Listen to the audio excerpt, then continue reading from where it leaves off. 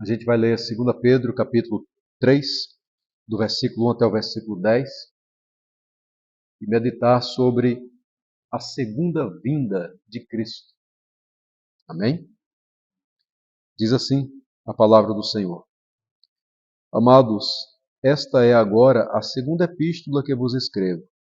Em ambas procuro despertar com lembranças a vossa mente esclarecida, para que vos recordeis das palavras que anteriormente foram ditas pelos santos profetas, bem como pelo mandamento do Senhor e Salvador, ensinado pelos vossos apóstolos, tendo em conta, antes de tudo, que nos últimos dias virão escarnecedores com seus escárnios, andando segundo as suas próprias paixões, e dizendo: onde está a promessa da sua vinda? Porque desde que os pais dormiram, todas as coisas permanecem como desde o princípio da criação. Porque deliberadamente esquecem que, de longo tempo, houve céus bem como terra, a qual surgiu da água e através da água pela palavra de Deus, pela qual veio a perecer o mundo daquele tempo afogado em água. Ora, os céus que agora existem e a terra, pela mesma palavra, têm sido entesourados para fogo, estando reservados para o dia do juízo e destruição dos homens ímpios. Há, todavia, uma coisa, amados, que não deveis esquecer, que para o Senhor um dia é como 1000 anos, e 1000 anos como um dia. Não retarda o Senhor a sua promessa, como alguns a julgam demorada. Pelo contrário, ele é longânimo para convosco, não querendo que nenhum pereça, senão que todos cheguem ao arrependimento. Virá, entretanto, como ladrão o dia do Senhor, no qual os céus passarão com estrepitoso estrondo, e os elementos se desfarão abrasados. Também a terra e as obras que nela existem serão atingidas. Amém? Até aqui, irmãos. Podem sentar. Vamos orar? Pedimos mais uma vez a tua graça, Senhor, para que possamos compreender o texto sagrado e compreender esse estudo e que ele seja para nossa edificação. Em nome do Senhor e Salvador Jesus Cristo. Amém. Irmãos, a doutrina da segunda volta do nosso Senhor e Salvador Jesus é uma das doutrinas mais bonitas que a gente tem na palavra do Senhor. Ela é a esperança de todos os crentes. Na verdade, a Bíblia diz que a volta de Jesus é a bendita esperança da igreja, né? Todos aqueles que são salvos aguardam esse dia. Esse dia que, mediante a própria palavra, a gente não sabe exatamente a data, nem tampouco a hora, não temos como determinar isso, mas sabemos que esse dia vai chegar e que está chegando. Bendito seja o nome do Senhor, né? Os crentes, nós como crentes, a gente tem essa expectativa na volta do Senhor e Salvador Jesus, porque a gente sabe que para o salvo vai ser um dia de muita alegria. É um dia em que a salvação estará completa. É claro que a salvação já é uma realidade hoje, mas com a volta de Jesus, todo o plano eterno de salvação de Deus se realizará, estará concluído na vida do salvo. Então, é na volta de Jesus, no dia da volta de Jesus, que a nossa redenção estará completa. Bendito seja o nome do Senhor. Mas ao mesmo tempo em que será um dia de muita alegria para os salvos, será dia de muita dor, de muita tristeza, de luta, de tribulação para aqueles que rejeitaram a Cristo.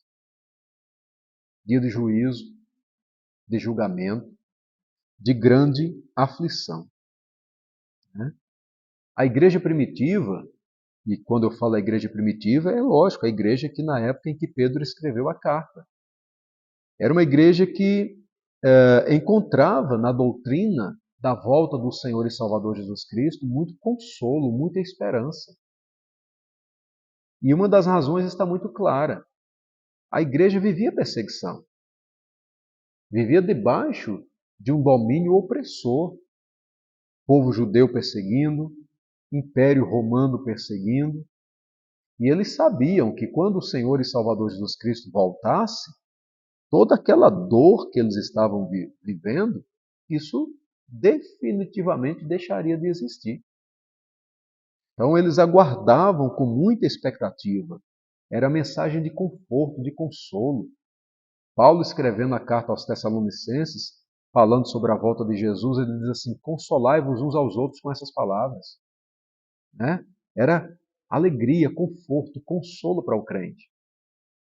Mas ao mesmo tempo em que a igreja aguardava com essa expectativa a volta do Senhor Jesus, já desde aquela época tinha gente que não desejava a volta de Jesus, muito pelo contrário, pregava contra. Os falsos mestres esses que Pedro fala sobre eles aqui no capítulo 2, a gente estudou todo o capítulo 2, mostrando quem são os falsos mestres, qual o caráter deles e como um dia eles serão julgados por Deus. Eles, né, pregavam contra a volta do nosso Senhor e Salvador Jesus Cristo.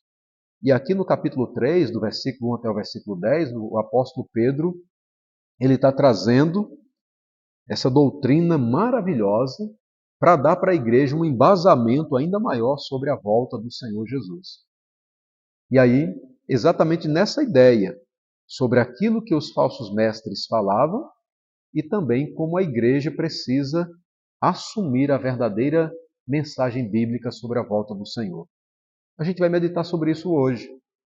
Trabalhar o nosso estudo pegando alguns argumentos. Primeiro argumento são os argumentos dos falsos mestres. Segundo argumento, a gente vai trabalhar o argumento de Pedro.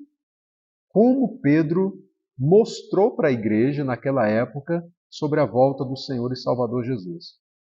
E em um terceiro momento a gente vai trabalhar o juízo de Deus, né? Como a volta do Senhor e Salvador Jesus Cristo será um juízo definitivo de Deus para todo ímpio, para todos aqueles que rejeitam a palavra do Senhor.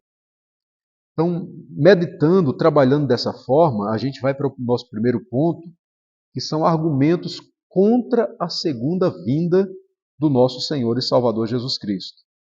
E esses argumentos, eles estão aí nos versículos 3 e 4. Veja o que diz os versos. Tendo em conta, antes de tudo, que nos últimos dias virão escarnecedores com seus escárnios, andando segundo as próprias paixões e dizendo: onde está a promessa da sua vinda? Porque desde que os pais dormiram, todas as coisas permanecem como desde o princípio da criação. Pedro então expõe nesse texto os argumentos que os falsos mestres trabalharam para negar a volta do Senhor e Salvador Jesus. E trabalhando esses argumentos em pontos também, quais foram? Primeiro argumento, zombaria, escárnio. O texto diz isso, ó, nos últimos dias, versículo 3, nos últimos dias virão escarnecedores com seus próprios escárnios, andando segundo as próprias paixões e dizendo, verso 4, onde está a promessa da sua vinda? Então a ideia do escárnio aqui, né, falar mal da doutrina, ou falar mal, é falar mal da doutrina da segunda vinda do nosso Senhor e Salvador Jesus Cristo. Ao longo da história da igreja, falsos mestres tentaram intimidar os crentes sobre isso. Cadê a promessa? Que história é essa da volta de Jesus? Por que ainda você crê nesse tipo de coisa? Onde está a promessa da volta de Cristo? Ou seja, por que não se cumpriu até agora? E aí, algo interessante é que os cristãos naquela época, Eles acreditavam que a volta de Jesus iria acontecer como que em um tempo bem próximo. Repito, nenhum deles caíram na loucura de determinar a data da volta de Jesus. Nenhum apóstolo fez isso, né? Mas os discípulos, a igreja primitiva, esperava que a volta de Jesus fosse algo de um tempo mais curto, como se a grande maioria deles ainda alcançasse isso. É interessante que Paulo, quando ele fala lá em Tessalonicenses sobre a volta de Jesus, o arrebatamento, ele diz assim: e nós, os que ficarmos vivos até a volta do Senhor Jesus, seremos arrebatados juntamente com eles. É claro que, e nós, os que ficarmos vivos, está falando para a gente aqui hoje, e se Jesus não vier até a data da nossa partida, o texto continua falando para os próximos que virão, né? Para os próximos filhos e filhas do Senhor. Mas imaginemos esse texto sendo lido naquela época. E nós, os que ficarmos vivos, seremos arrebatados juntamente com eles. Era aquela mensagem de esperança para dizer assim: olha, então os que morreram em Cristo brevemente vão ressuscitar. E a gente vai subir também juntamente com eles. Era aquela ideia de uma volta, repito, como que ali no tempo deles. Só que o tempo foi passando. E essa expectativa que eles tinham no coração não se cumpriu. E o que acontece geralmente quando uma expectativa que a gente produz no coração não acontece no tempo que a gente gostaria que acontecesse? Vai chegando um desânimo, né? Vai chegando uma certa frustração, né? E aí, o que a gente acredita é que alguns irmãos começaram a questionar sobre a volta de Jesus. E aí, né? Mas esses cristãos estavam questionando realmente no sentido de por causa do desânimo que eles estavam. Só que os falsos mestres aproveitavam essa situação e escarneciam da fé dos irmãos, escarneciam da doutrina pregada. Eles se aproveitavam dessa incerteza que brotava na mente de alguns irmãos para colocar ainda mais dúvida no coração deles. Ora, se alguém já está duvidando, por que Jesus não veio até agora? Aí vem um falso mestre e diz assim: onde é que está a promessa da vinda? Isso acentua, então, a ideia da descrença, da incredulidade sobre a volta do nosso Senhor e Salvador Jesus Cristo. Pedro mostra, então, que nos últimos dias viriam escarnecedores com os seus escárnios e eles falariam mal sobre a volta do nosso Senhor e Salvador Jesus Cristo. Essa expressão aqui, irmãos, últimos dias, se refere a todo o período da história da igreja. Aqueles irmãos já estavam vivendo os últimos dias. Nós também estamos vivendo os últimos dias. Os últimos dias, dentro do contexto bíblico aqui, é o período que compreende entre a primeira vinda do Senhor e Salvador Jesus Cristo e a segunda vinda. A primeira vinda é o nascimento dele, a encarnação. Com a encarnação de Cristo, com o nascimento do Senhor e Salvador Jesus, começa o período que a Bíblia chama de últimos dias. Quando é que esses últimos dias vão terminar? Com a volta de Jesus, com a segunda vinda. Pedro então está mostrando que nesse período aí, chamado últimos dias, muitos escarnecedores surgiriam. Muitas pessoas surgiriam dizendo assim: onde é que está a promessa da vinda? Lembremos que o próprio Senhor Jesus Cristo alertou do surgimento de falsos cristos, falsos profetas, falsos mestres, que estariam enganando a muitos. Te pergunto, hoje isso ainda acontece? As pessoas atacam os crentes em relação a essa fé? Acontece, não é verdade? Zombam, escarnecem, não apenas daquele que crê, mas escarnecem da doutrina, né? Da doutrina. Onde está a promessa da vinda? Escarnecem dos cristãos que mantêm uma esperança viva. Chamam de louco. Louco por acreditar numa mensagem como essa. Mas há um detalhe interessante aqui. Por que eles escarnecem? Veja o que Pedro diz aqui, olha, finalzinho do versículo 3. Virão escarnecedores com seus escárnios, andando segundo as suas próprias paixões. Não é interessante isso aqui? O que é essa ideia de andar segundo as suas próprias paixões?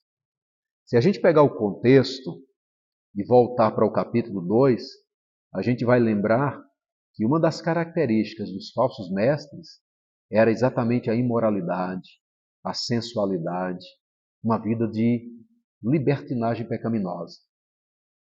Então, o que é que eles queriam? Por que eles escarneciam da volta de Jesus?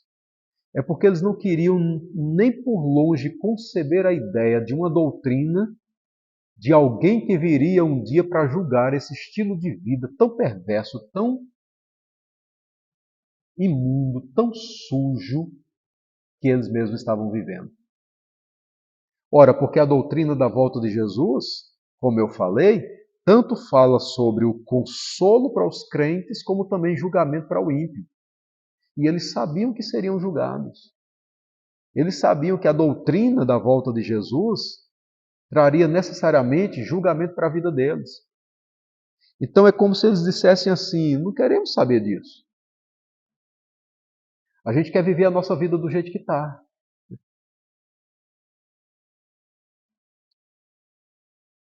Eles não queriam pensar na ideia de que um dia seriam julgados por causa das suas imoralidades. Eles seguiam segundo as suas próprias paixões. Qual é a outra forma que eles rejeitavam a doutrina da volta de Jesus? Está no versículo 4. Ó. Onde está a promessa da sua vinda? Aí olha o que o texto diz. Porque desde que os pais dormiram, todas as coisas permanecem como desde o princípio da criação. O que é que eles estão dizendo aqui? Desde sempre as coisas são do mesmo jeito. Desde o dia em que o mundo foi criado até hoje, nada mudou.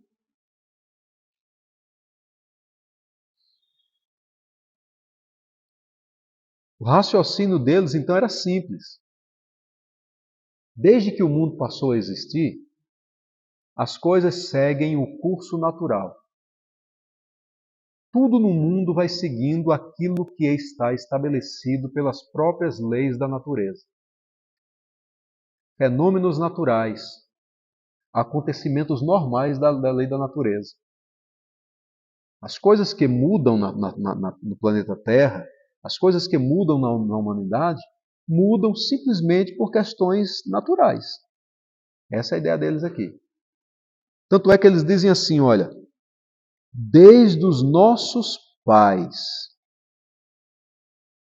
Os pais aqui, desde que os pais dormiram. Os pais aqui, muito provavelmente, são os patriarcas, Antigo Testamento. Olha como eles puxaram o assunto lá do passado. Desde a época dos patriarcas. Desde que eles dormiram. Dormir aqui é uma figura de linguagem para falar sobre a morte. Ou seja, desde que os patriarcas morreram, as coisas permanecem como sempre estão, desde o início da criação. A ideia então é: o mundo é coordenado pelas leis da natureza, por um processo fechado de leis naturais. De tal maneira que acreditar numa intervenção sobrenatural nesses processos é inaceitável. Acreditar que haverá uma mudança nessas leis naturais, isso é inaceitável. Repito, os processos naturais, eles são fechados. A própria natureza resolve por si só as suas questões. Nada muda. O tempo passa, os homens mudam, mas é tudo seguindo a lei natural da vida.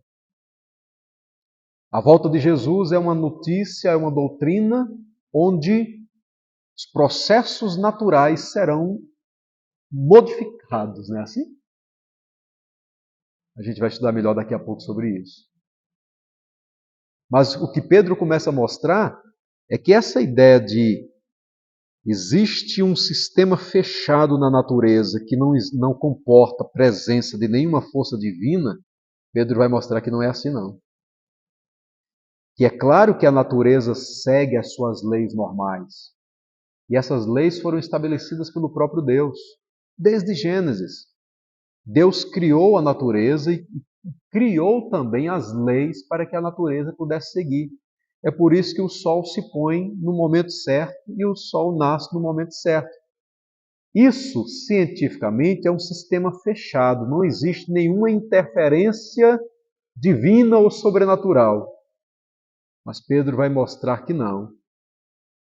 Na verdade, esse sistema está aberto. Deus intervém na história da natureza. Louvado seja o nome do Senhor. Né? Então, a primeira ideia deles é a questão do escárnio, e a segunda é mostrar, apontavam para o passado, mostrando que as coisas sempre foram do mesmo jeito que elas são nos dias de hoje. Bem, o que é que o apóstolo Pedro então fala? Quais são os argumentos que ele cita para mostrar a realidade da segunda vinda do nosso Senhor e Salvador Jesus? Nesse texto, ele lança mão de 4 fundamentos principais. Ele fala sobre a Bíblia, sobre a história, sobre a eternidade e sobre o caráter de Deus. Vou repetir. Bíblia, história, eternidade, caráter de Deus. Ele vai lançar mão dessas 4 verdades para mostrar para a igreja que aquilo que aqueles falsos profetas estavam dizendo realmente não tinha nenhuma razão. E ele começa falando sobre a Bíblia, que para nós é suficiente. Amém? Para nós, é claro que para Pedro também, mesmo porque os outros argumentos, os outros 3 argumentos que ele vai citar tendo por base as Sagradas Escrituras. Bendito seja Deus por isso. Mas olha o que ele fala sobre a Bíblia.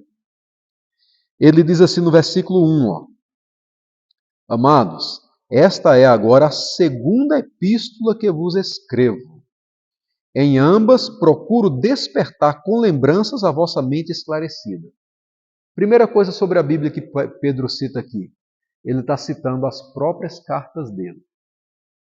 Ele está dizendo, essa é a segunda carta que eu vos escrevo.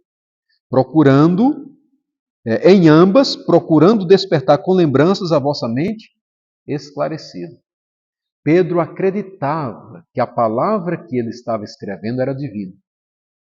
Então ele começa a falar sobre 1 Pedro, 2 Pedro. Que coisa maravilhosa, né? Aquele texto tão recente, tão atual, Pedro já usa como garantia, segurança bíblica da volta do Senhor Jesus. Mas olha o que ele segue. Versículo 2. Para que vos recordeis das palavras que anteriormente foram ditas pelos santos profetas. Pedro está citando agora quem? Profetas. Então ele cita o Antigo Testamento. Ele lança mão agora dos textos do Antigo Testamento. Para mostrar que, desde o Antigo Testamento, o assunto sobre a volta de Jesus já existia. A segunda vinda de Jesus. o julgamento divino sobre todas as coisas, o dia do juízo de Deus, já estava profetizado desde o Antigo Testamento. Quer um exemplo? Livro do profeta Isaías, capítulo de número 66, versos 15 e 16. Olha o que o texto diz. Alguém leia, por favor.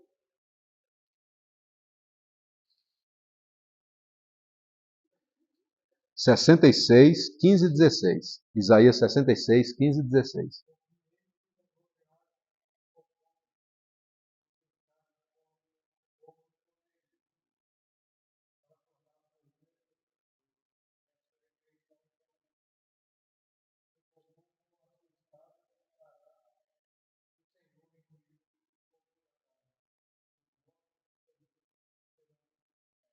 Veja que o texto está falando sobre juízo.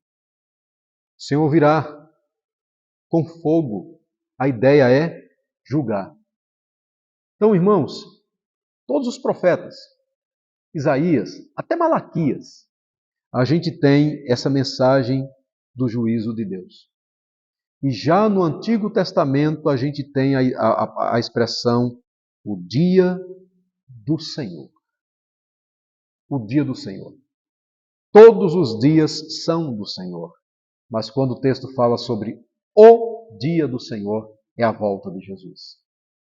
É a volta de Jesus. Voltando aqui para 2 Pedro, ele fala sobre os profetas e ele segue no versículo 2.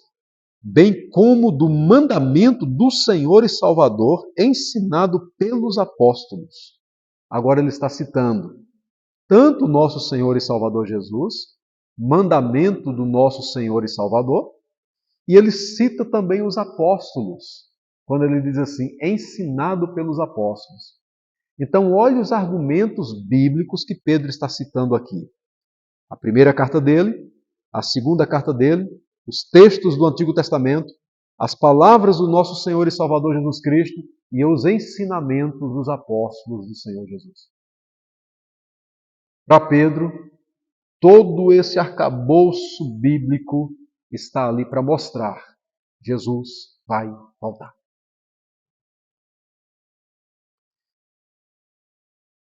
Uma citação sobre o Novo Testamento diz assim: dos 27 livros do Novo Testamento, 23 mencionam explicitamente a volta de Cristo.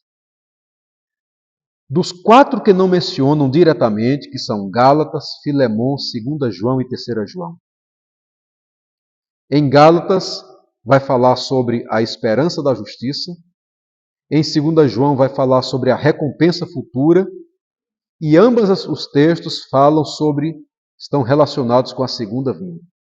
Somente Filemão e 3 João não fazem qualquer referência à segunda vinda do nosso Senhor Jesus Cristo. Em 260 capítulos do Novo Testamento, há cerca de 300 menções à segunda vinda do nosso Senhor Jesus. 260 capítulos do Novo Testamento e há cerca de 300 menções. Se fosse dividindo uma para cada capítulo do Novo Testamento teria uma menção sobre a volta do nosso Senhor e Salvador Jesus, a segunda vinda. Então, a ideia é que o Novo Testamento está repleto de textos que nos falam sobre a volta do Senhor Jesus. Tessalonicenses, 1 Tessalonicenses, 2 Tessalonicenses, Mateus capítulo 24, capítulo 25, o livro do Apocalipse, a visão de João de contemplar o céu aberto e a visão do nosso Senhor e Salvador Jesus Cristo vindo montado no cavalo branco, com poder, com glória para julgar as nações. O texto bíblico é abundante. Exaltado seja o nome do Senhor. Amém? Então Pedro começa citando a Bíblia. Mas olha o que ele cita mais. Ele vai falar sobre a história. Ele diz aqui,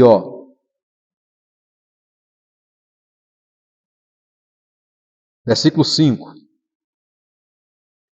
Porque deliberadamente esquecem de que de longo tempo houve céus bem como terra, a qual surgiu da água e através da água pela palavra de Deus, pela qual veio a perecer o mundo daquele tempo afogado em água.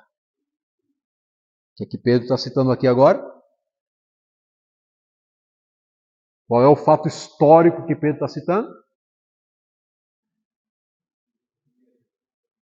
Dilúvio.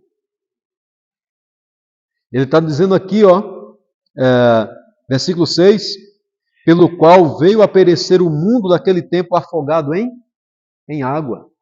Ele mostra a criação, e ele diz que a criação ela surgiu através da água, Deus utilizando a água como um dos meios para a criação. Pedro vai trabalhar isso aqui. Mas depois Pedro vai dizer que Deus usou a própria água para trazer juízo para o mundo antigo. Então o que Pedro está mostrando aqui, desde o início, desde agora? É que esse sistema fechado que muita gente, que a ciência acredita hoje, sobre as leis da natureza, de que não existe nenhuma intervenção divina, não é bem assim.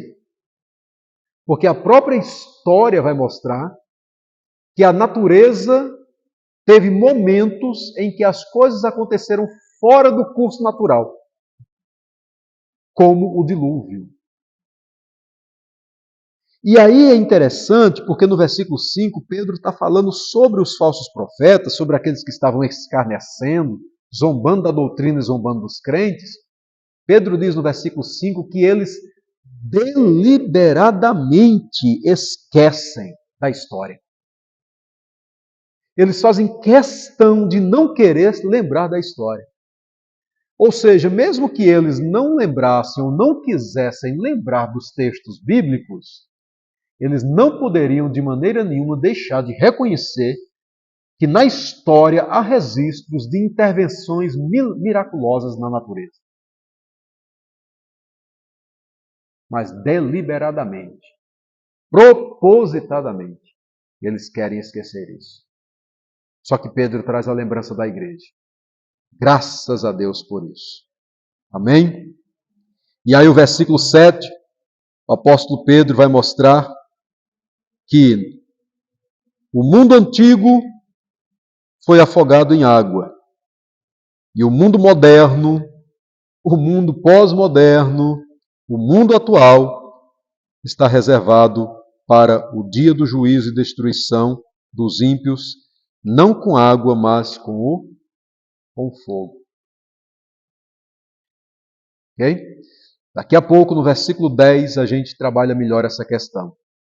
Pedro então cita a história para mostrar sobre a volta de Jesus.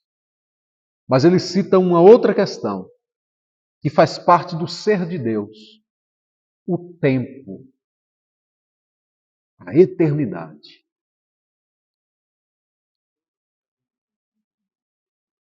Fogo, exatamente, justiça divina. O fogo aqui no texto vai trazer exatamente a ideia de justiça divina.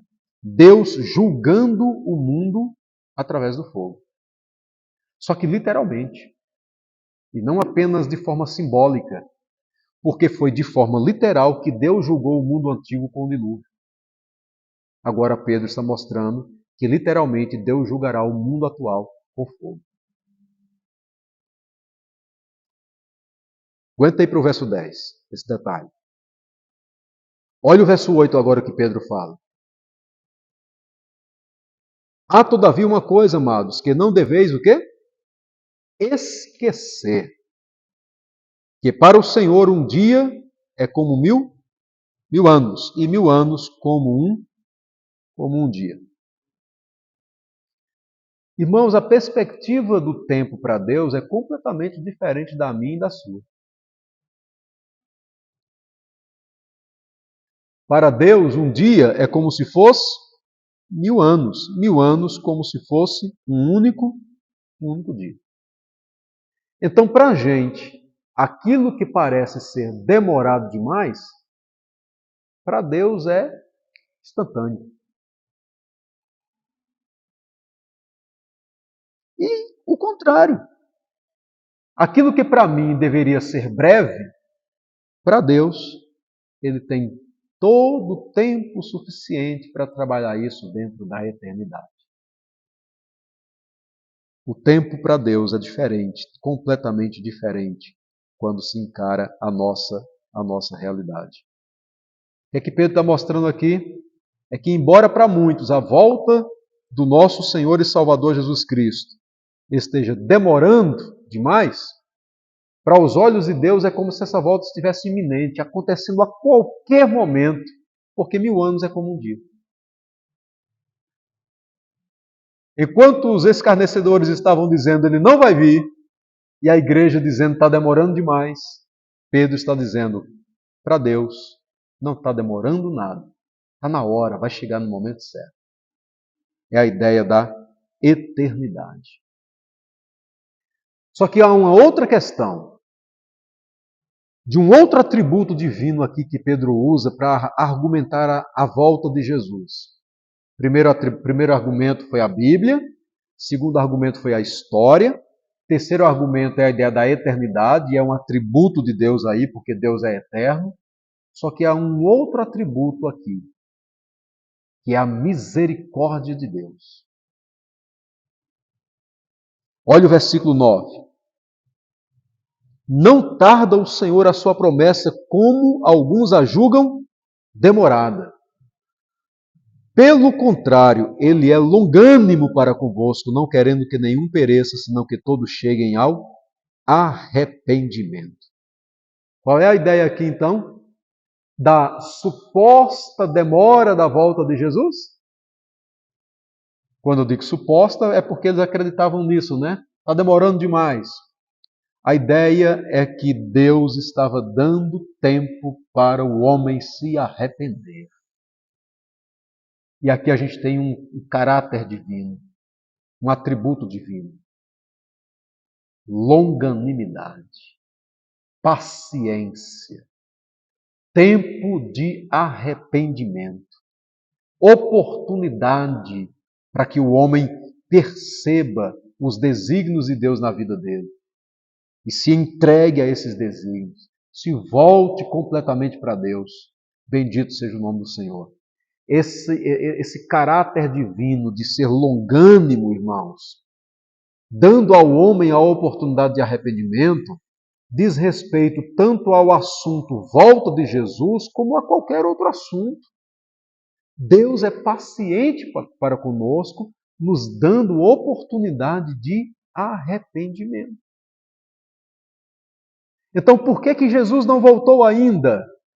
A gente não tem esses detalhes, mas a gente sabe que Deus está no tempo presente dando oportunidades para que o homem possa se arrepender. Por quê? Porque quando Cristo voltar, não haverá mais oportunidade de arrependimento.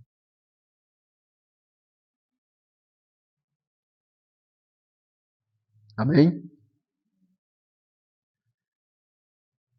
Bem, agora vejam o verso 10. O que é que diz o texto?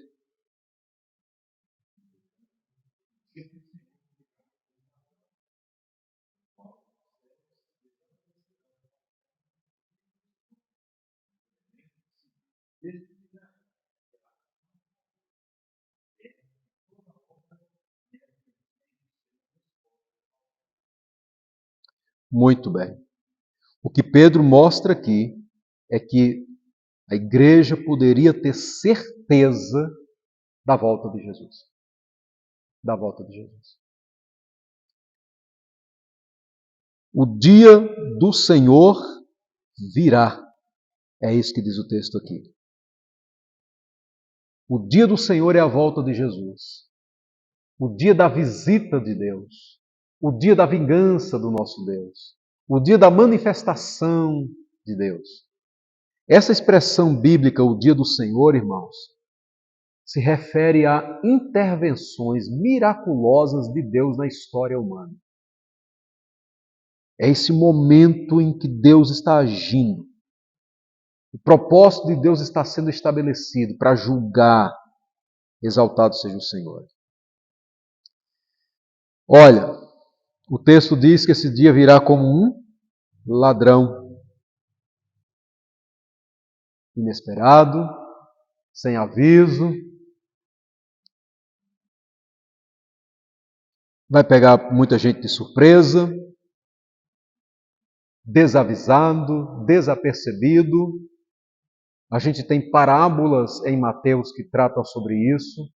A parábola das 10 virgens, por exemplo. O Senhor Jesus Cristo também falou que o dia da volta dele seria como nos dias anteriores ao dilúvio, onde as pessoas estavam ali vivendo uma vida ao seu bel prazer, sem se preocupar com a mensagem de Noé sobre o dilúvio, até que veio o dilúvio e consumiu a todos. Da mesma forma será a volta do Filho do Homem, que é o Senhor e Salvador Jesus Cristo. Jesus também falou isso, que a volta dele seria como um ladrão, né? E ele disse que se um pai de família soubesse a que hora viria o ladrão, vigiaria e não deixaria o ladrão entrar na casa dele, para mostrar que a volta de Jesus seria de maneira inesperada. De maneira inesperada. Mas olha o que o texto ainda diz mais. No qual os céus passarão com estrepitoso estrondo. O que é isso? Os céus aqui se refere a quê?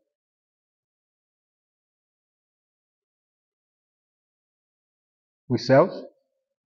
Hã? Sim.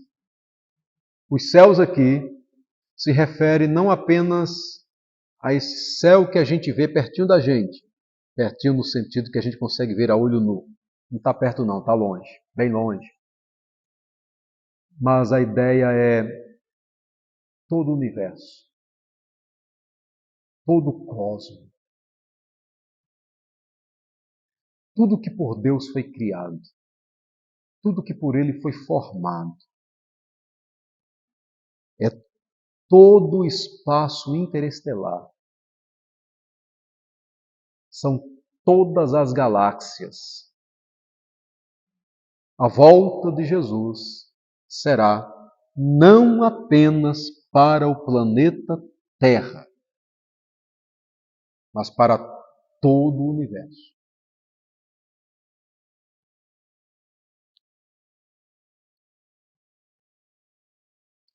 E aí o que é que o texto diz?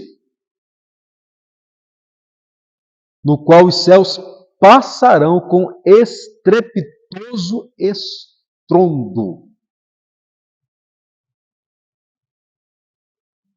Indica um ruído ensurdecedor.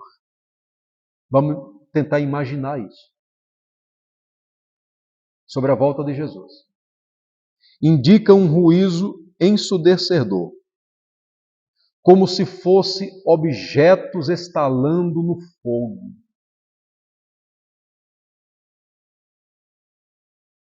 E aí o texto diz: e os elementos se desfarão abrasados. Está falando de brasa. Está falando de fogo. Haverá destruição, então, através do fogo.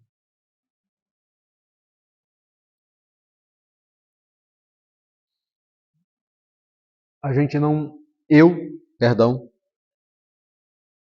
não dá para que eu consiga imaginar detalhes sobre isso.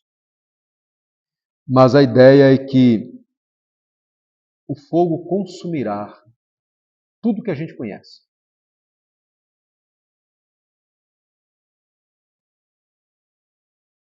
Todas as civilizações, todas as cidades, todos os ecossistemas, todos os recursos naturais, as belas cachoeiras que a gente tem aqui em Minas, as lindas paisagens que a gente tem, a serra que a turma sempre vai lá para passear e ver a cidade tão bonita, tão maravilhosa, que a gente fica indignado quando vê incêndio nela e a fumaça toma conta da cidade e a gente fica indignado com a questão do incêndio incomodado com a fumaça chegando perto de nós, sentindo isso. A ideia de Pedro é que todo o planeta Terra e todo o ecossistema e que todo o universo será desfeito.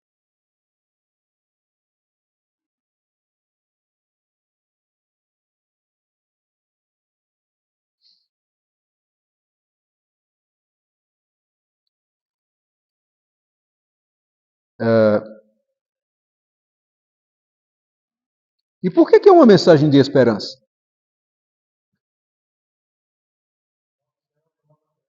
Novos céus e nova terra. É uma mensagem de esperança porque o finalzinho do versículo 7 fala sobre o dia do juízo e destruição dos homens ímpios. Ou seja, Deus estará preservando os seus, guardando os seus. Por isso que a doutrina da volta de Jesus é para o salvo bendita esperança, mas para o descrente é de fato, de verdade, destruição, julgamento. Julgamento. O fato, então, meus amados irmãos, é que um dia o nosso Senhor e Salvador Jesus Cristo vai voltar. Ele voltará. Com a sua volta, o atual universo deixará de existir. Mas ele vai ser substituído por um novo céu e uma nova terra. Louvado seja Deus. Deus vai criar novamente. E aí haverá uma habitação nesse novo céu e nessa nova terra, onde o pecado não mais entrará.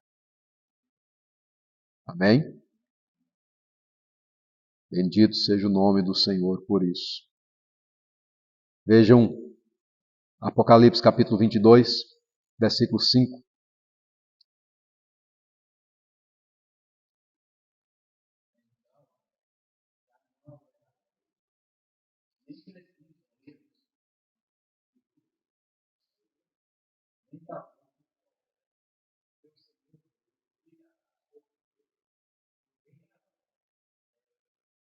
Louvado seja Deus. Deus cuidará da sua igreja.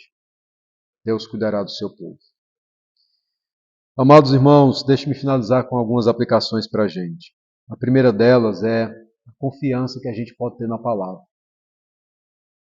Foi a palavra que Pedro usou para trazer conforto e esperança para aqueles irmãos que estavam sendo ali atacados por falsos mestres, por falsos líderes e entrando em descrença sobre a questão da volta do Senhor Jesus. Pedro, então, se apoia na Bíblia, usa a Bíblia para fortalecer a fé daqueles irmãos. A gente pode e deve confiar na palavra do Senhor. Certamente no nosso dia a dia a gente encontra escarnecedores também. Gente que fica zombando da palavra, zombando sobre a doutrina da volta de Jesus, zombando sobre a doutrina da Trindade, zombando sobre a doutrina do pecado, sobre a doutrina da salvação, zombando sobre a Bíblia. E ao zombar sobre a Bíblia, ao escarnecer a Bíblia, tentam nos atingir também, mostrando ou dizendo que a gente é bobo, que a gente é tolo. Como é que alguém em pleno século XXI consegue acreditar nesses tipos de coisa? Pedro viveu isso, a igreja primitiva viveu isso, mas a maneira que Pedro encontrou para vencer isso foi se apoiando naquilo que os falsos mestres zombavam. Então, por mais que zombem da palavra, se apegue na palavra. Por mais que as pessoas digam que essa palavra para nada serve, se apegue nela. Porque você conhece a palavra, você sabe que ela é eterna, você sabe que ela é poderosa. E sabe não apenas no sentido de ouvir falar, porque ela já operou também na sua vida. Bendito seja o nome do Senhor. Amém? Então, se firme na palavra. A segunda aplicação para a gente é a nossa necessidade de ter discernimento diante dos falsos mestres. Ter discernimento. Porque a gente constantemente vai se deparar com pessoas que vão negar doutrinas bíblicas. E a gente precisa ter discernimento para dizer, Senhor, eu preciso continuar firme crendo naquilo que o Senhor tem para mim. Exaltado seja o Senhor. Sabe uma terceira aplicação que eu trago para nós? Evangelismo. Por que evangelismo, pastor? Porque eu trago essa aplicação baseada no caráter de Deus, chamado paciência, longanimidade. Porque enquanto os homens estão escarnecendo sobre a volta de Jesus, Deus ainda está dando oportunidade exatamente para que eles se arrependam. E aí entra a nossa questão de evangelismo. Porque compete a nós levar a palavra do Senhor para que esses homens, de fato, de verdade, conheçam a Jesus Cristo. Assim como nós um dia conhecemos. Deus foi paciente conosco, irmãos. Foi paciente conosco. Nos deu a graça de nos salvar. Em um determinado dia das nossas vidas, o Senhor nos encontrou. E Ele pode encontrar ainda outras pessoas nos dias de hoje, porque Ele tem feito isso, salvado. Então seja instrumento de Deus. Enquanto Jesus não volta, até o dia da volta de Jesus, aproveite essa longanimidade divina sobre o pecador e faça aquilo que você precisa fazer. Evangelize para que Deus opere salvação. Para que quando o Senhor e Salvador Jesus Cristo voltar, aquele que antes escarnecia, agora possa dizer, glória a Deus, estou com Cristo, Ele me salvou. Bendito seja o Senhor. E a quarta e última aplicação é uma palavra de conforto, de consolo, de esperança para nós. Ora, porque é exatamente essa a doutrina da volta de Jesus. Não é para trazer para a gente medo. Puxa vida, tudo isso que existe vai ser desfeito. Vai ser desfeito para se construir algo novo, para se fazer milagrosamente algo novo. Não será aniquilado, ou seja, deixar de existir eternamente. Não. Deus fará novas todas as coisas. E essa mensagem da volta de Jesus, então, não é para trazer medo para a gente, é para trazer esperança, para trazer conforto, consolo. Né? Porque foi essa palavra de conforto para os irmãos, que estavam em perseguição, enfrentando zombaria. A gente pode também se apoiar nessa palavra para a gente continuar firme. Olha o que Paulo fala em 1 Coríntios, capítulo 15, no final. Ele diz assim, portanto, irmãos, sede firmes e constantes, inabaláveis, sempre abundantes na obra do Senhor, sabendo que no Senhor o vosso trabalho não é em vão. Por que Paulo fala isso no finalzinho de Coríntios 15? Porque ele está falando sobre a volta de Jesus, sobre a ressurreição, ressurreição física, a ressurreição do corpo dos salvos.